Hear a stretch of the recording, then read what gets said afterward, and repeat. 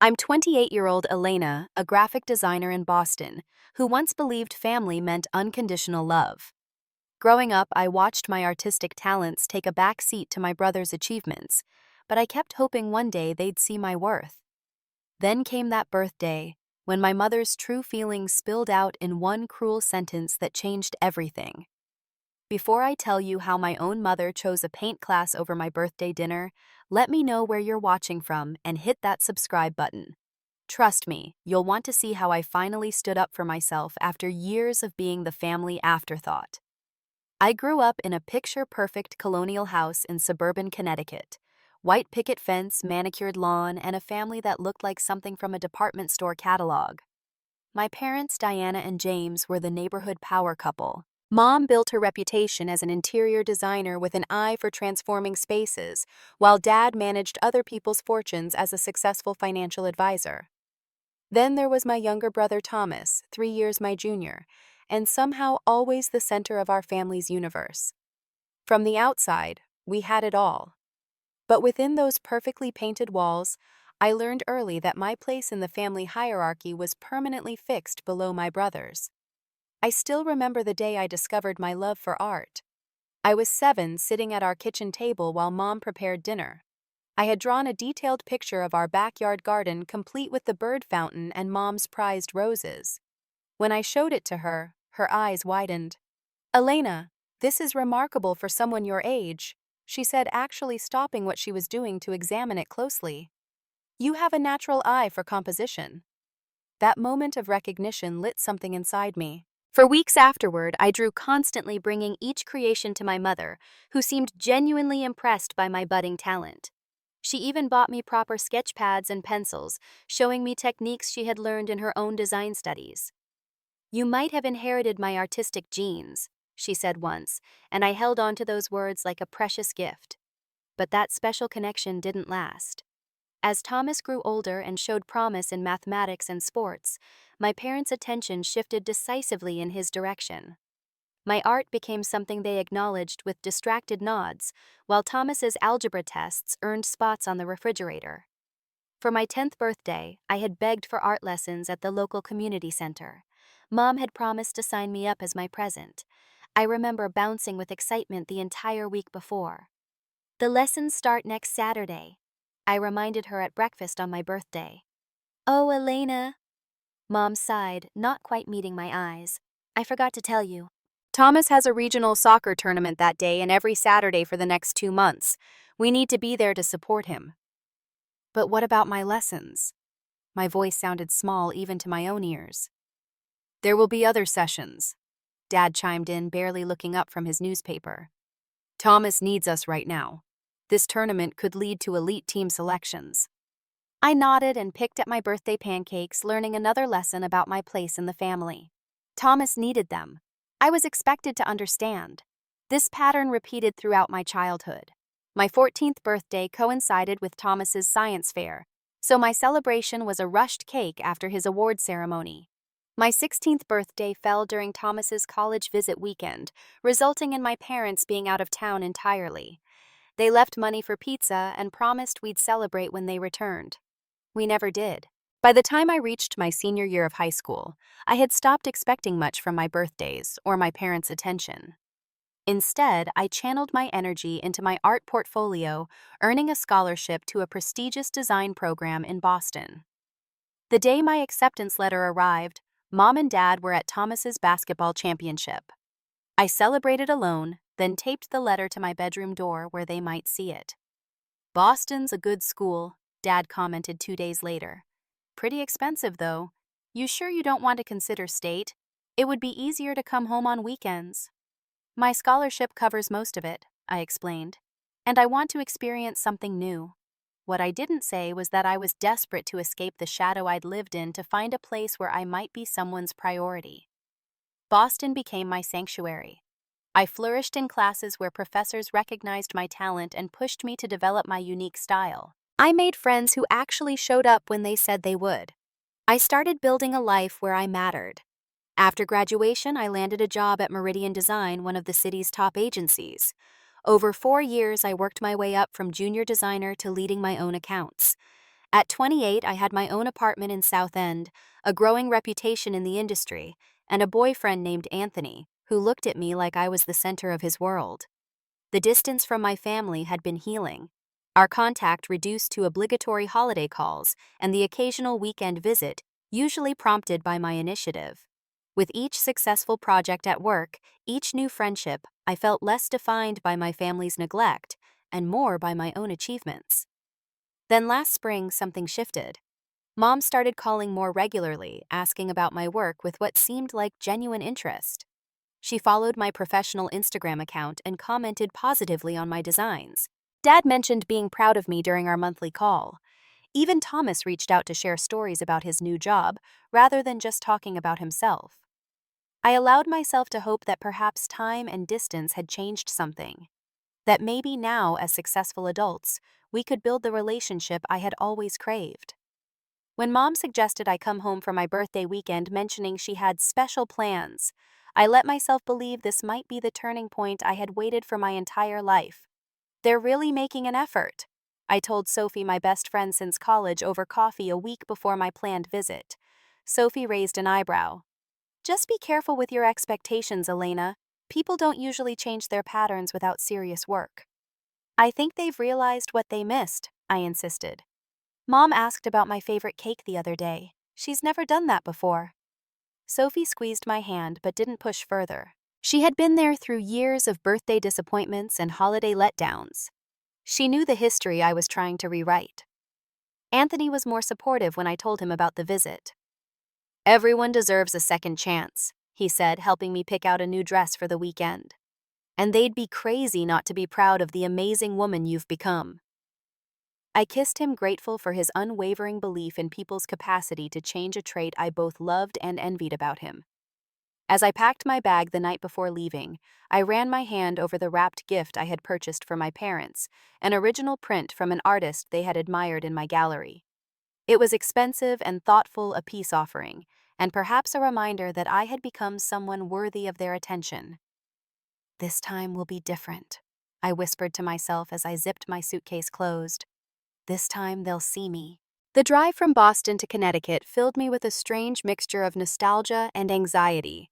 Each mile marker brought back memories, some warm, many tinged with the familiar ache of not quite belonging. I had carefully selected a playlist of upbeat songs to keep my spirits high, occasionally singing along to drown out the whispering doubts in the back of my mind. As I turned onto our street, the neighborhood looked smaller somehow.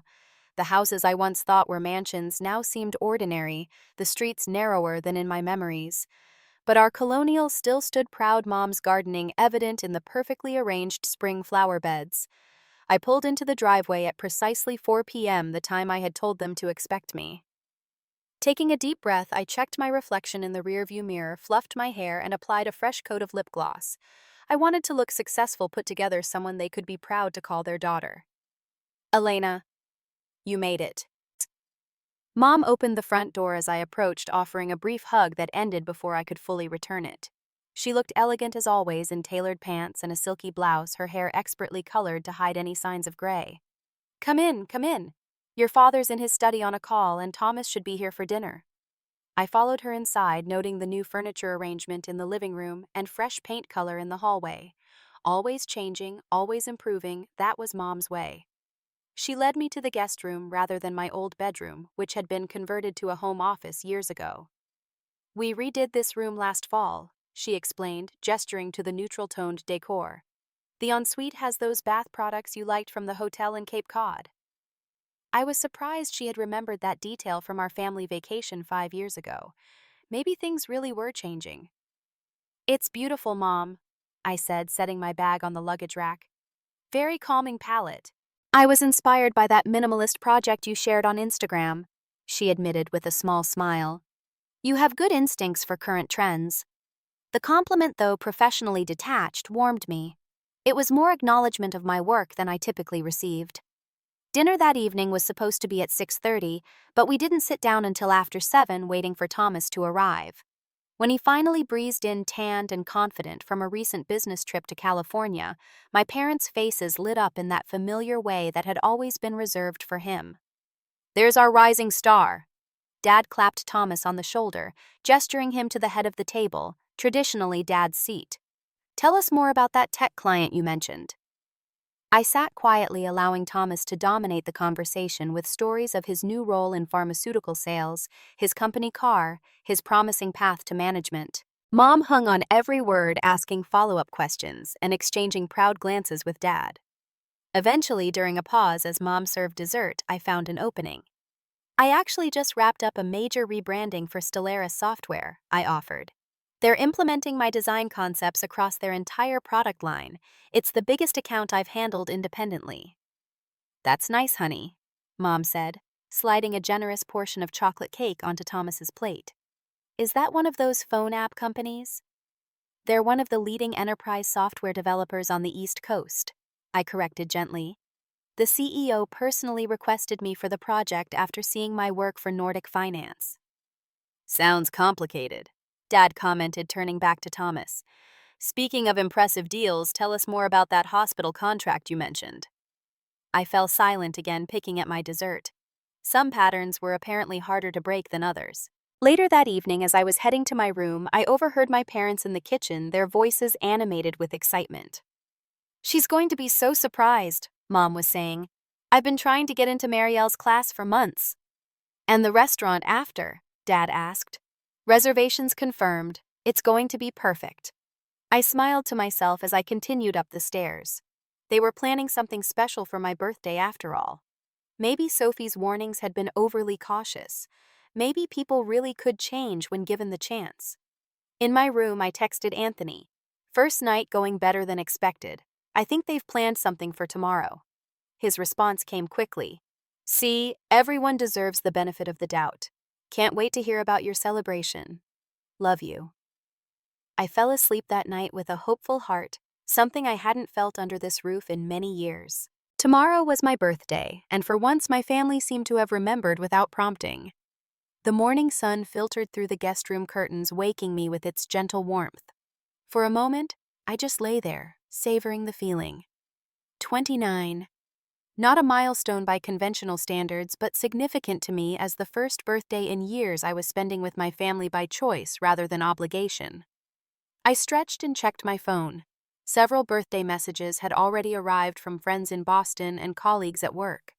Anthony had sent a photo of the flowers he'd arranged to be delivered to me later today with a message that made me blush. But nothing yet from Thomas, who was staying just down the hall. After a quick shower, I dressed carefully in the outfit I had selected specifically for today, a sage green dress that highlighted my eyes and complemented my dark hair. I applied makeup with extra attention, wanting to look my best for whatever celebration my parents had planned. The aroma of coffee guided me downstairs, where I found Mom at the kitchen island scrolling through her tablet while Dad read the newspaper at the table. Neither looked up immediately. Good morning, I said brightly, pouring myself coffee from the pot. Morning, Dad murmured, turning a page. Mom glanced up briefly. Sleep well? There are bagels in the bread box if you're hungry.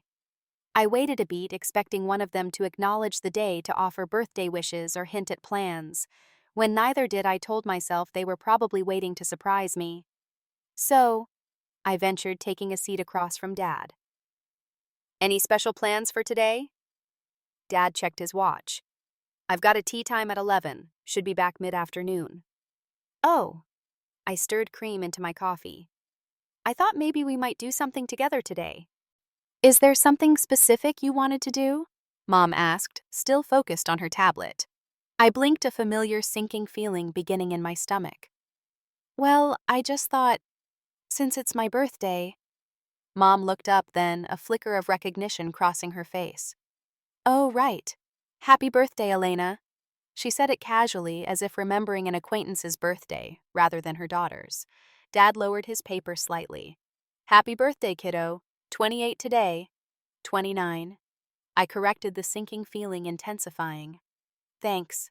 My phone buzzed with another birthday message. I checked it, grateful for the momentary distraction. It was from Sophie. Happy birthday, my amazing friend. Wish I could be there to celebrate you today. Call me later and tell me all about your special day. The contrast between her enthusiasm and my parents' indifference stung sharply. I busied myself making toast, trying to quiet the voice in my head that kept saying Sophie had been right to warn me. This was fine. Maybe they just weren't morning people. Maybe the surprise was coming later. I actually have exciting plans today, Mom announced, suddenly, her face brightening. My heart lifted. Here it came.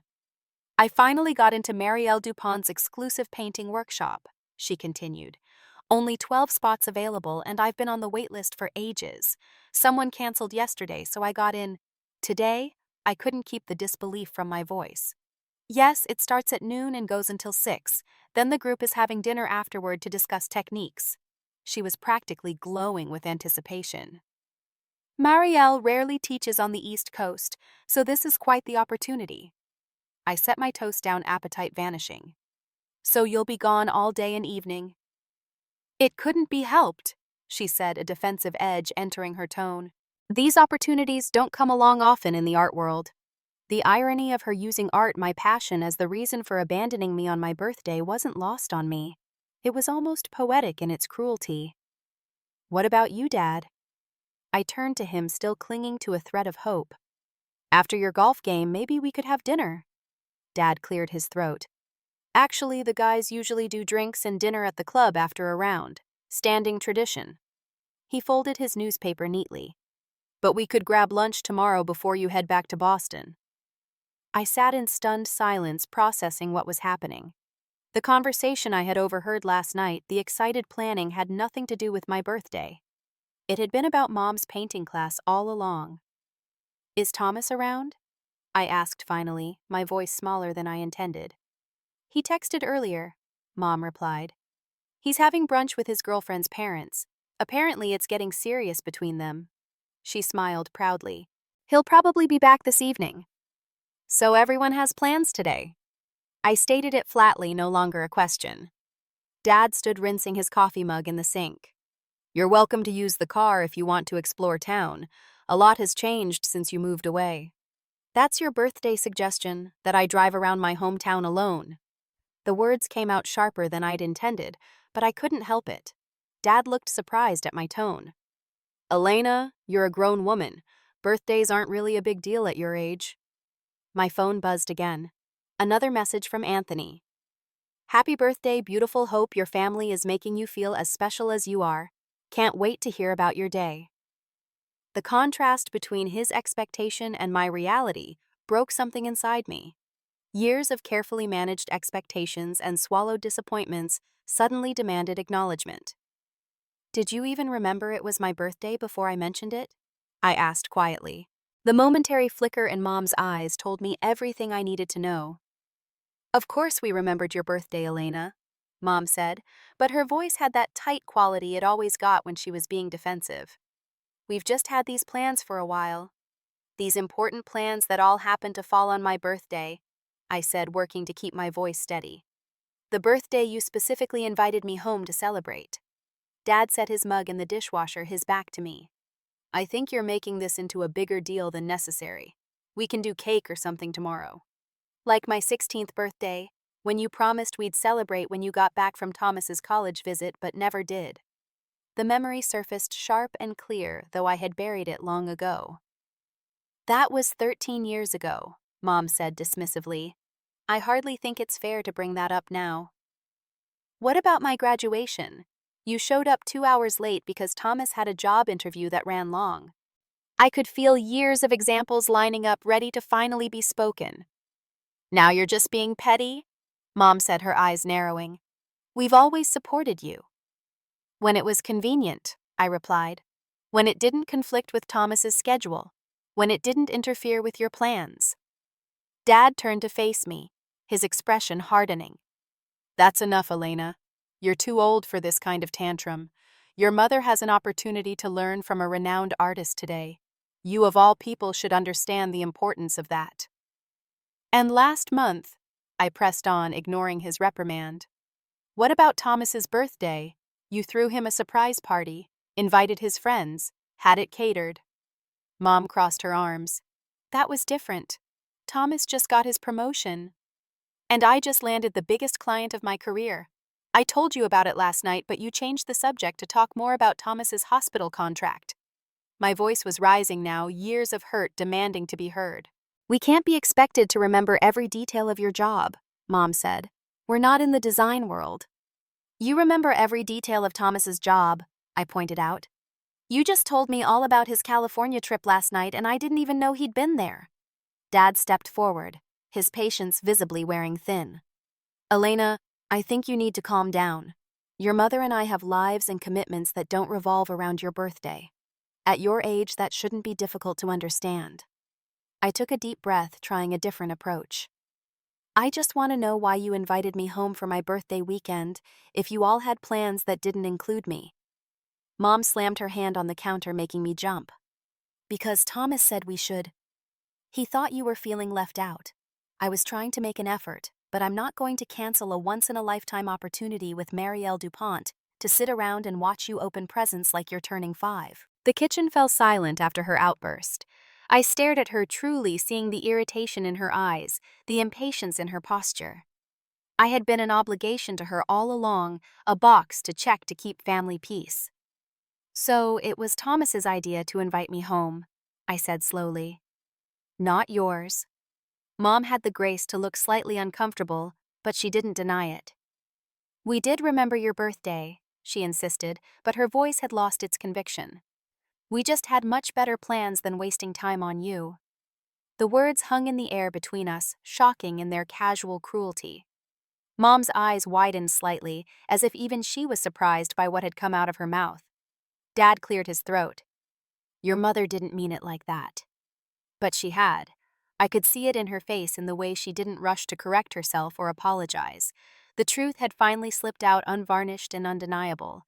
To my family, time with me had always been time wasted. In that moment, something crystallized within me.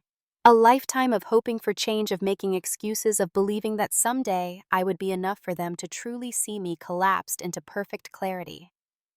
"Then don't ever call me again," I said, my voice surprisingly calm. "Don't call, don't text, don't email. If spending time with me is such a waste, I won't burden you with it anymore." I stood up, leaving my half-eaten toast and cooling coffee on the table. As I walked out of the kitchen, I felt decades of weight lifting from my shoulders. For the first time in my life, I was choosing myself over the fantasy of being chosen by them. I climbed the stairs to the guest room with mechanical precision, my mind strangely calm despite the storm that had just erupted. Inside, I pulled my suitcase from the closet and began methodically repacking my things. The dress I had carefully hung for dinner tonight, the small wrapped gift for my parents, the birthday outfit I was already wearing, which now felt like a costume for a play that had been suddenly canceled. As I folded my clothes, memories flooded back unbidden. My 12th birthday, when I had waited 2 hours at the pizza place for my parents to show up for my party, making excuses to my friends until only Sophie remained. They had forgotten, entirely caught up in Thomas's baseball tournament in the next town over. My high school art show, the one where I won first place, and no one from my family attended because it coincided with Thomas's academic awards night. I had stood alone beside my winning painting, watching other students celebrate with their parents. The college graduation, where they arrived late, sat through the ceremony checking their watches, and left immediately after to catch Thomas's flight home from his semester abroad. A lifetime of being secondary, of understanding, of making room for my brother and my parents' priorities while squeezing myself into whatever space remained. A knock on the door interrupted my thoughts. "Elena." It was Dad, his voice carrying that placating tone he used when he thought I was being unreasonable. "Can we talk about this?" I opened the door, continuing to pack without looking at him. "There's nothing to talk about." He sighed heavily, leaning against the doorframe. "Your mother spoke without thinking. You know how she gets when she feels cornered." "That's the thing, Dad. I do know. I've always known. I've spent my entire life accommodating her feelings, her priorities, her preferences." I zipped my toiletry bag with more force than necessary. "And yours too. That's not fair. We've supported you in many ways. Financially, sure. When it was convenient. When it didn't interfere with Thomas's needs." I finally looked at him. "But emotional support, recognition, basic parental interest. Those were always in short supply for me." Dad ran a hand through his thinning hair. "You're overreacting to one thoughtless comment." No, I'm finally reacting to a lifetime of thoughtless comments, of canceled plans, of forgotten promises, of subtle and not so subtle messages that I matter less. My hands were shaking slightly, but my voice remained steady. Mom finally said out loud what you've both shown me my entire life, and I'm finally listening.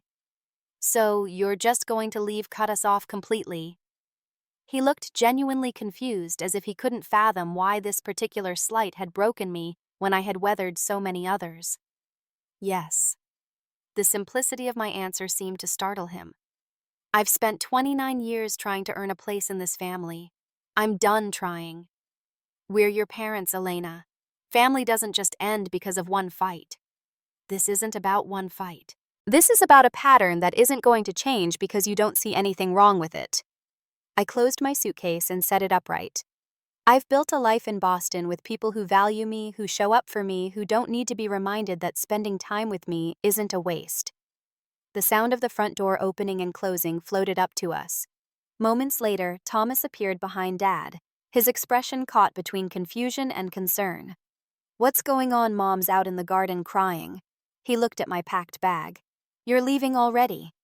"Ask Dad," I said, brushing past them both into the hallway, bag in hand. "Or better yet, ask Mom what she said to me." Thomas stepped in front of me. "Come on, Elena. Whatever happened, I'm sure it can be fixed. We're family." "No, Thomas. We're biologically related. There's a difference." I met his eyes directly. "You've had the benefit of being the family's priority my entire life, so I don't expect you to understand. But I'm done competing for basic consideration." His face registered genuine surprise. "Is that how you feel, that we don't consider you? When was the last time you called me just to talk? When have you ever shown interest in my work without me bringing it up first? Can you even name the company I work for?" I didn't wait for his answers. "You three have your family dynamic and it works for you. I'm finally accepting that there's no real place for me in it." I continued down the stairs, aware of both of them following me. "Elena, please." Dad tried again. "At least wait and talk to your mother before you go." I've heard everything I needed to hear. I reached the bottom of the stairs and headed for the front door, not bothering to look for Mom in the garden. I've spent my entire life waiting for things to be different. I'm not waiting anymore. As I loaded my bag into my car, my phone rang. It was Sophie. I answered on Bluetooth as I pulled out of the driveway, glimpsing Mom emerging from the side yard in my rearview mirror. "Happy birthday!" Sophie's cheerful voice filled the car. "How's the family celebration going?" I laughed, a sound caught between amusement and despair. "Remember all those times you warned me not to get my hopes up? You were right, as usual." Her tone immediately changed. "What happened?" The short version: Mom had a painting class that was more important than my birthday. Dad had golf. Thomas had his girlfriend's parents. And when I called them on it, Mom said they had better things to do than waste time on me. "She didn't," Sophie gasped. "She absolutely did." I merged onto the highway heading south. And I finally told them I was done. "I'm not going back, Soph." "Where are you now?" "Driving. I don't know where yet. Not Boston. I can't face the empty apartment today." My eyes burned with unshed tears, but I refused to cry while driving. "Come to me," she said without hesitation. "I've got wine ice cream and a spare bedroom with your name on it. We'll have our own birthday celebration. You're in New York. That's a 4-hour drive. So I'll be here all day and night. Just come. You shouldn't be alone right now." The unconditional welcome in her voice, the immediate offer of support without question or qualification, highlighted everything that had been missing from my family interactions. This was what real care looked like. "Okay," I agreed, feeling a small measure of peace settle over me. "I'll be there by mid-afternoon. Drive safe. And Elena, I'm proud of you for standing up for yourself. It's been a long time coming." As I drove away from my childhood home, possibly for the last time, I realized Sophie was right. This confrontation had been building for years, perhaps my entire life. And while the pain was raw beneath it, lay something unexpected relief. My phone buzzed with texts and calls from Dad and Thomas during the drive, but I silenced it, focusing on the road ahead and the strange lightness that was gradually replacing the hurt. For the first time in memory, I was prioritizing my own emotional well-being over my family's expectations or comfort. It felt both terrifying and necessary, like stepping off a familiar but crumbling path onto solid ground. By the time I reached Sophie's apartment in Brooklyn, I had moved through shock and anger into a kind of exhausted clarity. She opened the door, took one look at my face, and pulled me into a tight hug without saying a word. Inside, she had transformed her living room into a birthday haven. Streamers hung from the ceiling, a happy birthday banner stretched across the wall, and on her coffee table sat a small chocolate cake with a single candle. "It's not fancy," she apologized. "I threw it together when you called." "It's perfect," I whispered, overcome by the simple thoughtfulness of the gesture. More than perfect. Later that evening, after cake and wine and hours of talking through the day's events, my phone rang again. This time it was Anthony. "There's my birthday girl," he said warmly when I answered. "How was the big family celebration?" "Non-existent," I replied, then proceeded to tell him everything. When I finished, there was a brief silence before he responded. "I'm sorry I encouraged you to give them another chance. You deserved so much better today." "You couldn't have known." "I didn't know, not really. I think I needed this to finally see the truth clearly." "What happens now?" he asked gently. I looked across the room at Sophie, who had given me unconditional friendship for over a decade, who had dropped everything to create a birthday for me when my own family couldn't be bothered. I thought of Anthony himself, who had never made me feel like an afterthought or a burden, of my colleagues and friends in Boston who celebrated my successes and supported me through challenges. "Now I focus on the family I've chosen," I said, "the people who actually want me in their lives." "We do," he assured me. "More than you know. And when you get home, we're going to have the best belated birthday celebration Boston has ever seen." As I fell asleep that night in Sophie's guest room, I realized that for the first time in years, I felt no need to check my phone for messages from my parents, no lingering hope that they might have had a change of heart. I had finally accepted what had always been true. I couldn't make them value me, but I could value myself enough to walk away. Morning light filtered through unfamiliar curtains as I opened my eyes in Sophie's guest room. For a moment I felt disoriented until the events of the previous day came flooding back. My birthday, my mother's cruel words, my decision to leave. I reached for my phone on the nightstand, a habitual gesture. 27 missed calls and texts, most from Dad and Thomas, 3 from Mom. I scrolled through them without opening any. Dad, "Please call us. Your mother is upset." Thomas, "Whatever happened, we can fix it. Come back." Dad again, "You're being unreasonable. Family arguments happen." Mom finally, "I shouldn't have said what I did. Please call." Not one message contained the words, "I'm sorry," or acknowledged the deeper issues at play. They were focused, as always, on smoothing things over without addressing the root problems. On getting me to return to my assigned role in the family dynamic, the understanding daughter, the accommodating sister, the one who never made waves.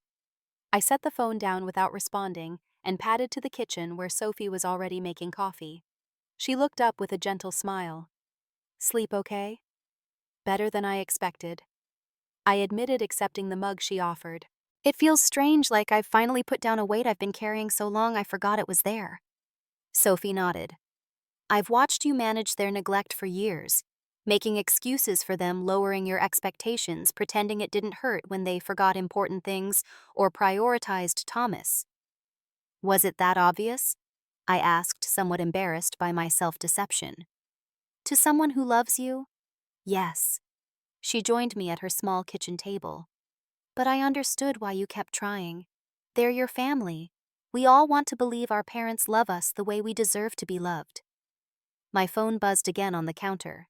Thomas. I ignored it. "What will you do now?" Sophie asked after a moment.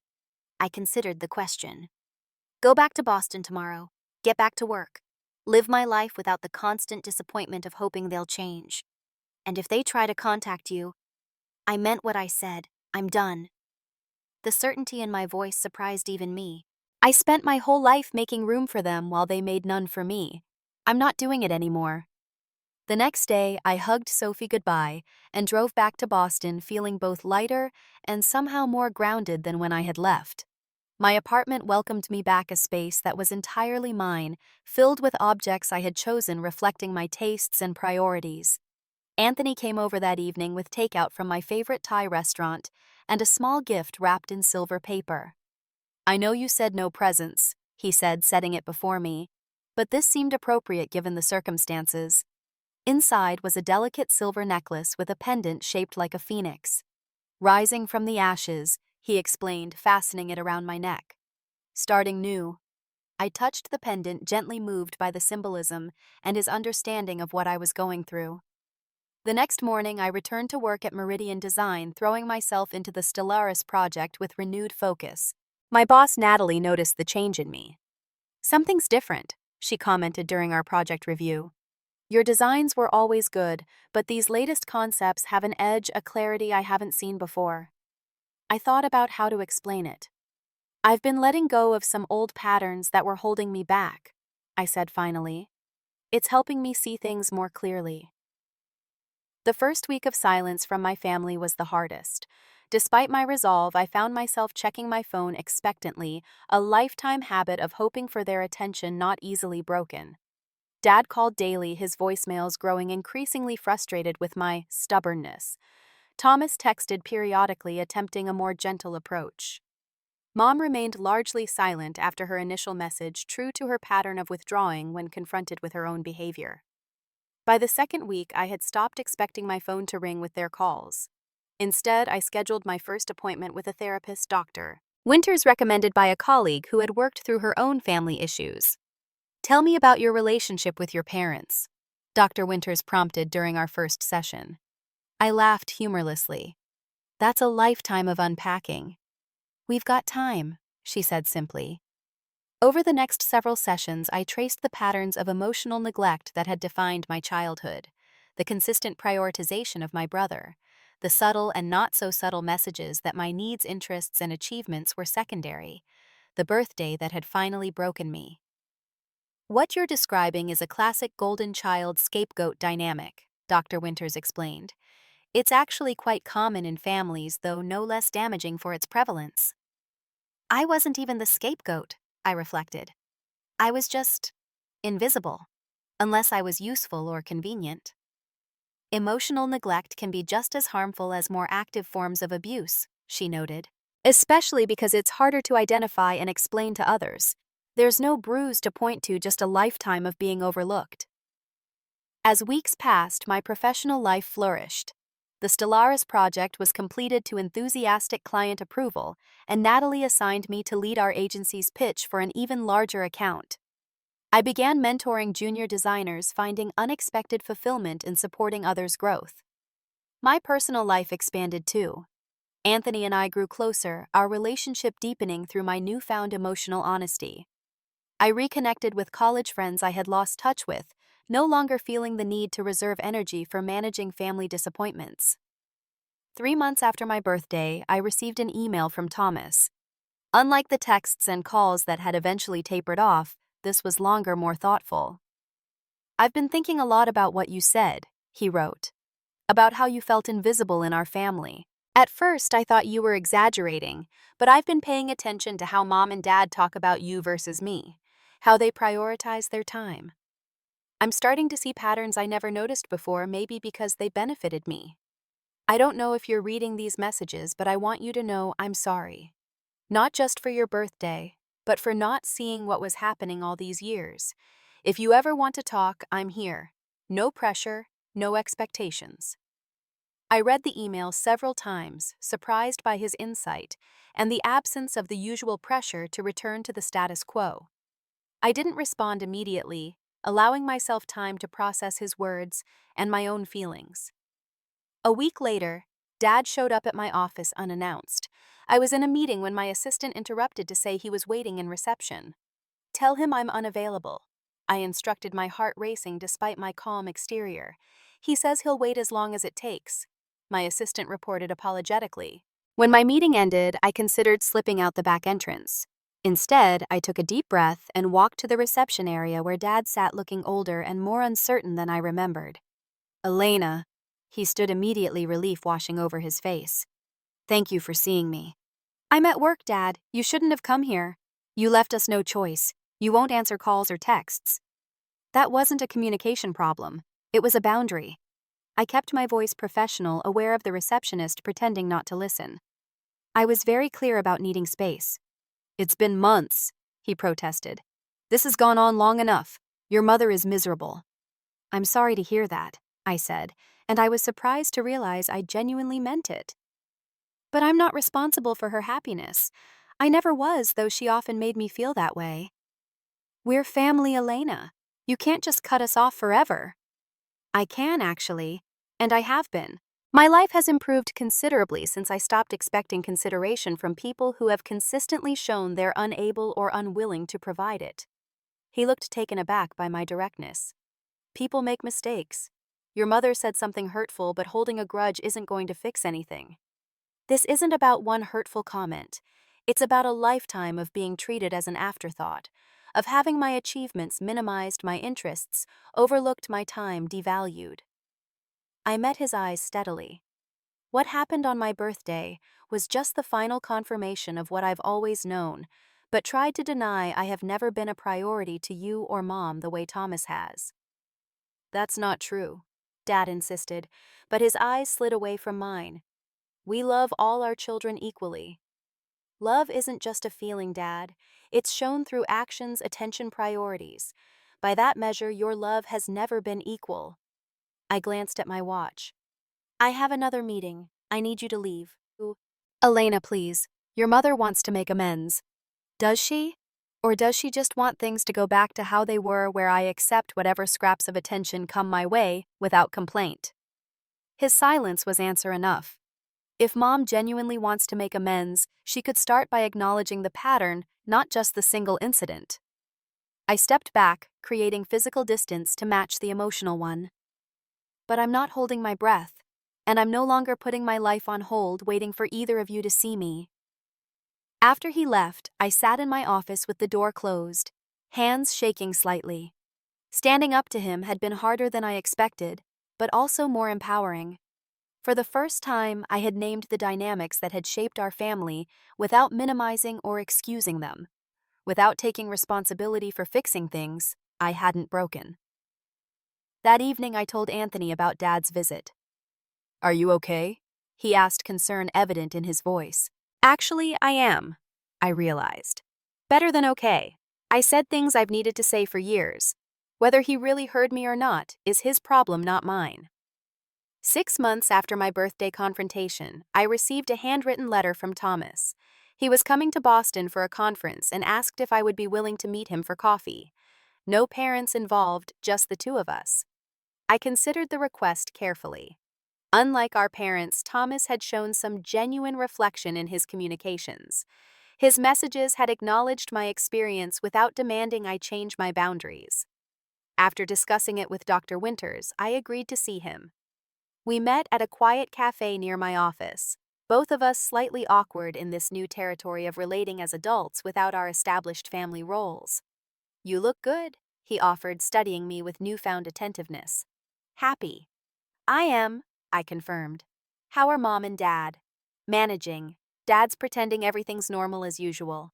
Mom switches between anger and sadness about the situation. He stirred his coffee thoughtfully. They don't really talk about what happened or why you left, just that you're being unreasonable.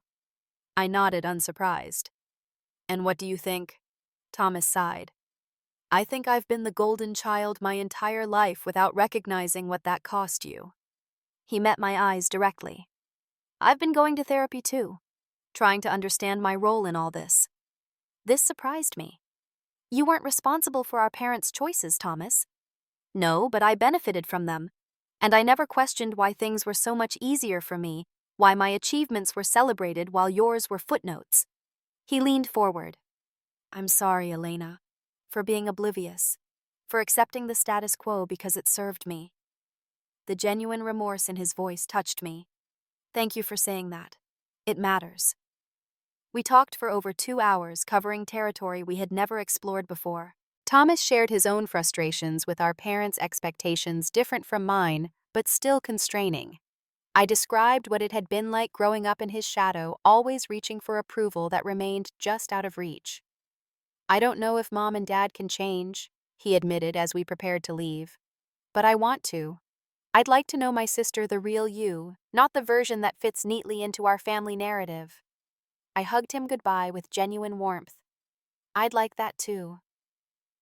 1 year later, on the eve of my 30th birthday, I stood in my newly renovated apartment surrounded by friends, colleagues, and yes, Thomas, who had kept his word about building a genuine relationship. The space buzzed with laughter and conversation, decorations tastefully arranged by Anthony, who had moved in 3 months earlier. Speech. Sophie called out, raising her glass as the group gathered around a beautifully decorated cake that Anthony's sister, a pastry chef, had created specially for the occasion. I looked around at the faces of people who had chosen to be in my life and whom I had chosen in return. People who showed up not out of obligation, but genuine care. Who celebrated my successes without qualification or comparison. Who made space for me as I was not as they needed me to be. "A year ago," I began, "I learned a painful but necessary lesson about family. That sometimes the people who are supposed to love us unconditionally are the least capable of doing so. That blood ties don't guarantee emotional connection or respect." I took Anthony's hand, drawing strength from his steady presence. But I also learned that family can be built, not just born into. That we can surround ourselves with people who see us clearly and value what they see. Who show up without being reminded or cajoled. Who celebrate our joy and hold space for our pain without making either about themselves. I raised my glass to the room. You are my chosen family. Thank you for helping me discover what healthy love looks like. For showing me that I never needed to earn a place at the table. I just needed to find the right table. Cheers erupted, glasses clinked, and the celebration continued, joyful and uncomplicated, in a way my family gatherings had never been. Later that night, after the last guest had departed and Anthony was cleaning up in the kitchen, my phone buzzed with a text. It was from my mother, the first direct communication in many months. "Happy birthday, Elena. I hope it's a good one." No apology, no acknowledgement, no real change. Just the bare minimum of recognition, probably prompted by Thomas. A year ago, this meager offering would have sent me spiraling into hope and disappointment. Now I simply acknowledged it for what it was, the most she was capable of giving. Not nearly enough, but no longer my measure of worth.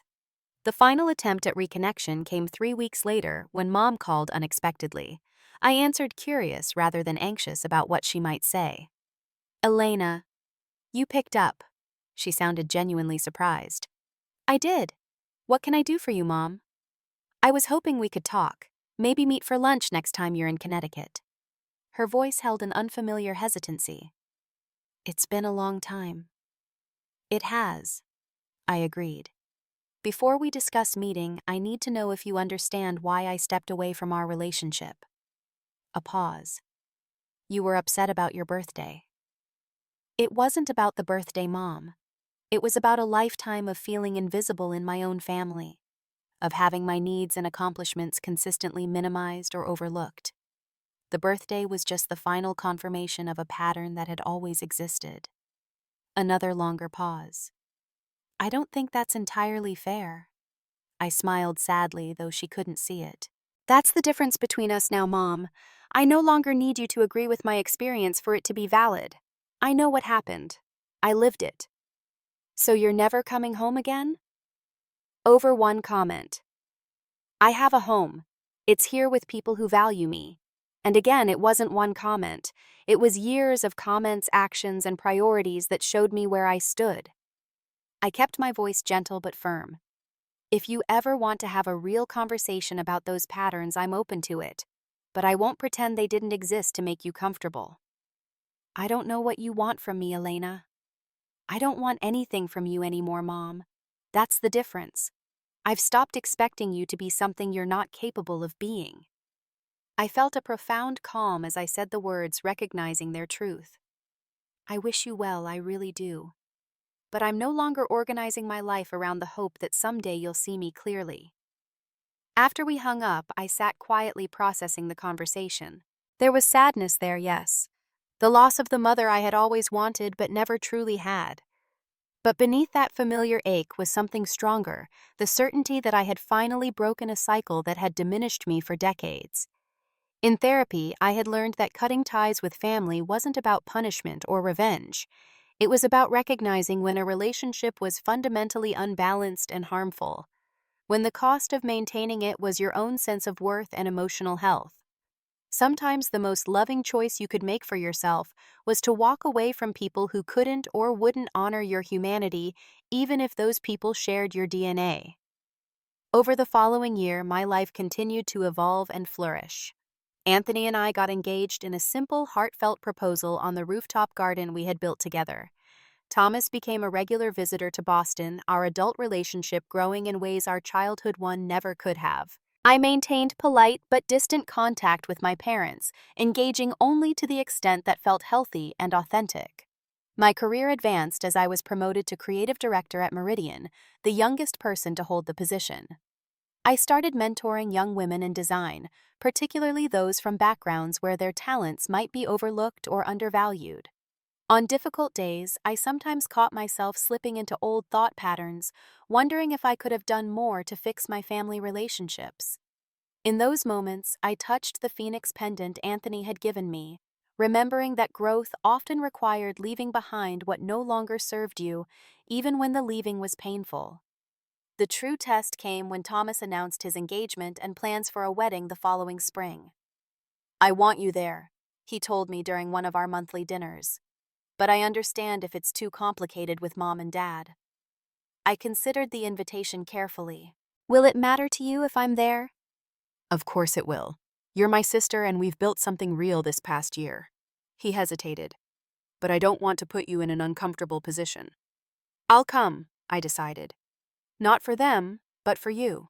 And for me to show myself how far I've come." The wedding was beautiful, held at a vineyard in the Connecticut countryside. I attended with Anthony, interacting with my parents with polite distance. There were no dramatic confrontations, no tearful reconciliations, just the quiet acknowledgement that we had all moved forward in our separate ways. Mom seemed smaller somehow, less intimidating than in my memories. Dad was cordial but careful, as if uncertain of the rules of engagement. Neither tried to pressure me about my boundaries, perhaps finally understanding they were not temporary or negotiable. As I watched Thomas exchange vows with his bride, I felt a complex mixture of emotions: joy for my brother, appreciation for our rebuilt relationship, and a bittersweet recognition of all the years we had lost to damaging family dynamics. Later during the reception, I found a quiet moment alone on the vineyard's terrace, watching the sunset paint the sky in brilliant oranges and pinks. Anthony had gone to get us drinks, and I was enjoying a rare moment of stillness in the busy day. It was a beautiful ceremony. Mom's voice came from behind me. She approached cautiously, maintaining a respectful distance. "It was," I agreed, turning slightly to acknowledge her without inviting closer conversation. "You seem well," she offered after a moment. "Thomas says you've been promoted." "Creative director, yes. Last fall." She nodded, looking out at the vineyard rather than at me. "I see your work sometimes, in advertisements. You're very talented." The compliment, delivered without qualification or comparison, surprised me. "Thank you." We stood in silence for several beats before she spoke again. "I'm not good at this, Elena. Admitting when I've been wrong." I said nothing, waiting. "I've been seeing someone, a therapist." She seemed uncomfortable with the admission. "She's helping me understand some things about myself, about how I parent." She took a deep breath. "About how I treated you differently than Thomas." It was more acknowledgement than I had ever expected from her. Not quite an apology, but a recognition that had been decades in coming. "I'm glad you're getting support," I said sincerely. "It's been helpful for me too." "I don't know if we can ever fix things between us," she continued, still not looking at me. "Too much water under the bridge, as they say." "Maybe fixing isn't the right goal," I suggested gently. "Maybe it's about building something new with different expectations and boundaries." She nodded slowly. "Maybe so." Anthony appeared with our drinks, sensing the delicate moment. Mrs. Harris, he acknowledged politely before handing me my glass. I should get back to the party, Mom said. Your father will be wondering where I am. She hesitated, then added, It was good to see you, Elena. You too, Mom, I replied, surprised to find I meant it. As she walked away, Anthony squeezed my hand. You okay? I am. I realized watching her rejoin the reception. Better than okay. That night back in our hotel room, I reflected on the long journey from that painful birthday to this moment of quiet peace. I had lost the fantasy of a perfect family, yes. But I had gained something far more valuable, a life built on authentic relationships, healthy boundaries, and the unshakable knowledge of my own worth. The girl who had spent decades trying to earn her place in her family was gone, replaced by a woman who understood that love shouldn't require constant negotiation or self-diminishment, who had learned that sometimes the bravest thing you could do was walk away from what hurt you, even when cultural narratives insisted family should be preserved at all costs. What are you thinking about? Anthony asked, joining me by the window where I stood looking out at the night sky. About how cutting ties with my parents wasn't the end of my story like I feared. It was the beginning of a better one. I leaned against him, drawing comfort from his presence. One where I get to decide what family means to me. Has your family ever made you feel invisible or unimportant? Have you struggled with setting boundaries with loved ones who consistently hurt you? Share your experiences in the comments below. Sometimes the hardest thing is realizing we deserve more than what we've been settling for. Remember to like, subscribe, and hit that notification bell so you never miss another story about finding the strength to choose yourself. Thank you for listening, and remember, you are worthy of genuine love and respect, no matter what your family history might suggest.